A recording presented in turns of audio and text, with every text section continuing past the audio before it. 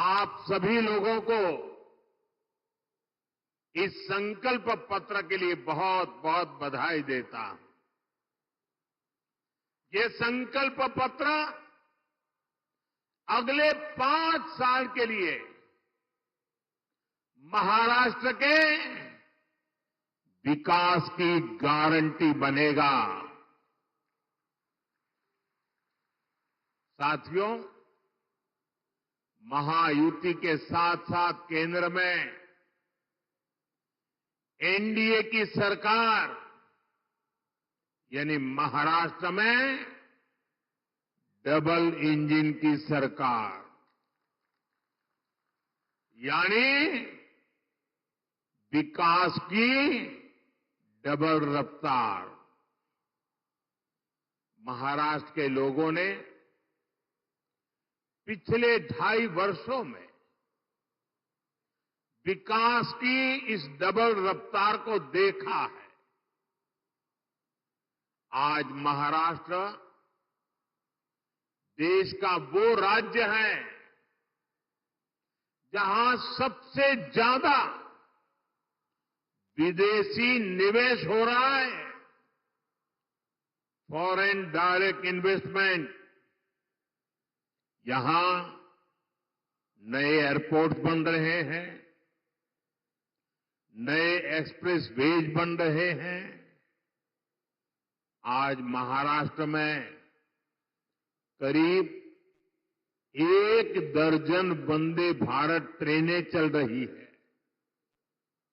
राज्य के 100 से ज्यादा स्टेशनों का कायाकल्प किया जा रहा है। राज्य में कई रेल मार्गों का विस्तार हो रहा है। साथियों, महायुति की सरकार किस स्पीड से काम करती है और ये अगाड़ी वालों की जमात कैसे कामों को रोकते हैं, चंद्रपुर के लोगों से बेहतर ये बात और कौन जानेगा। यहां के लोग दशकों से रेल कनेक्टिविटी की मांग कर रहे थे, लेकिन कांग्रेस और अगाड़ी वालों ने कभी भी ये काम होने नहीं दिया। हमारी सरकार ने कांपा वरोरा रेलवे लाइन को मंजूरी दी।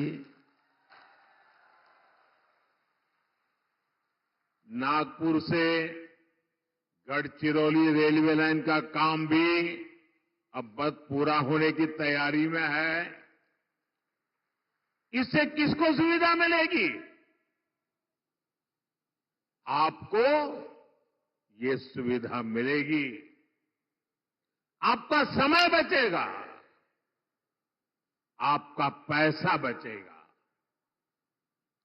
भाइयों बहनों, महाराष्ट्र का तेज विकास ये अगाड़ी वालों के बस की बात नहीं है भाई।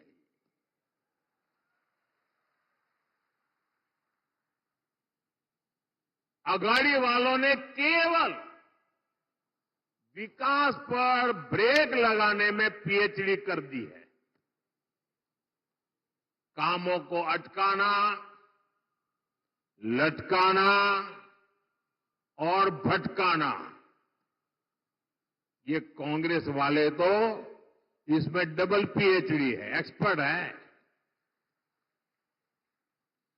2.5 साल में इन्होंने मेट्रो से लेकर वाढवण पोर्ट और समृद्धि महामार्ग तक हर विकास परियोजनाओं को रोकने का काम किया। इसलिए याद रखिएगा, अघाड़िया ने भ्रष्टाचार के सबसे बड़े खिलाड़ी,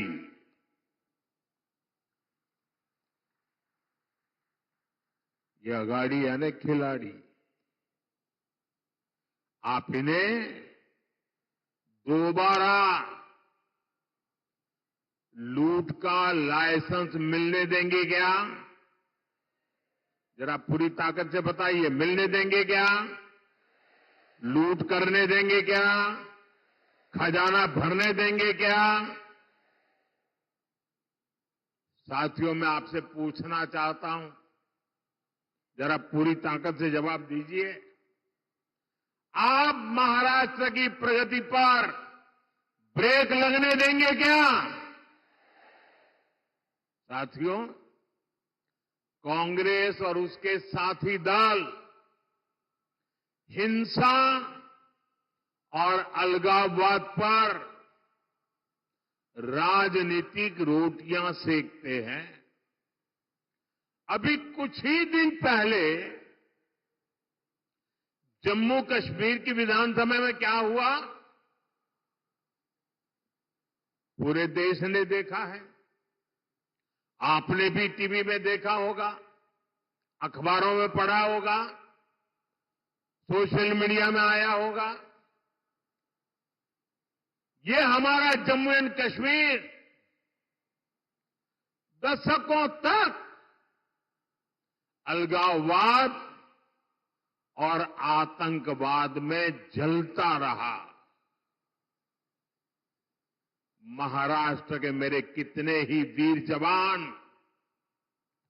मातृभूमि की रक्षा करते करते जम्मू कश्मीर की धरती पर शहीद हो गए। और ये हालत बनी कैसे? ये पाप पनपा कैसे? जिस कानून की आड़ में, जिस धारा की आड़ में ये सब हुआ, वो धारा थी 370, और ये 370 धारा कांग्रेस की देन थी। और जैसे ही हमने 370 को खत्म किया, कश्मीर को भारत और भारत के संविधान से पूरी तरह नाता जोड़ा। हमारे देश के बहुत लोगों को पता ही नहीं है, शायद आपके लिए भी बहुत सी जानकारी पहली बार होगी। बाबा साहब आंबेडकर ने जो संविधान बनाया, जो संविधान पूरे देश ने स्वीकार किया, लागू किया, लेकिन आपको जानकर के दुख होगा कि इस संविधान की माला जपने वाले लोगों ने 7 दशक से भी ज्यादा समय जम्मू कश्मीर में बाबा साहब आंबेडकर के दिए हुए संविधान को लागू नहीं किया था। 7 दशक तक देश आजाद होने के बाद, जब तक मोदी नहीं आया तब तक इस देश में 2 संविधान चलते थे। एक संविधान जो बाबा साहब आंबेडकर ने दिया, जिसका पालन हम सब लोग करते थे, और दूसरा विधान जम्मू कश्मीर था। जम्मू कश्मीर का हाईकोर्ट का जज शपथ लेता था, भारत के संविधान के नाम पर नहीं। जम्मू कश्मीर का मुख्यमंत्री शपथ लेता था, भारत के संविधान के नाम पर नहीं।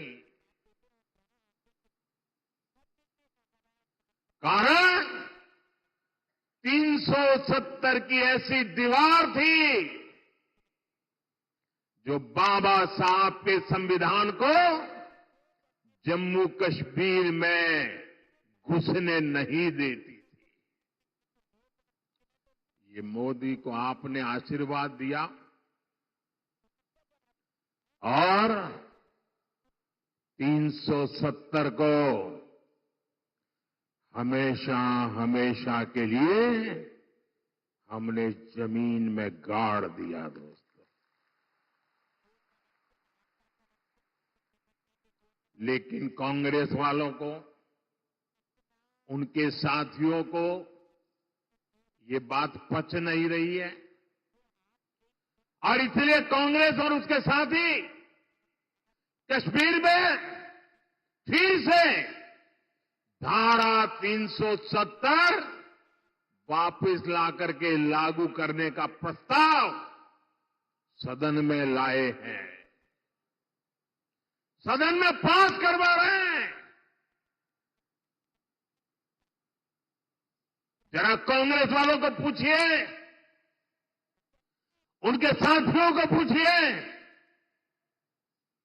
कि जो धारा 370 खत्म हो गई,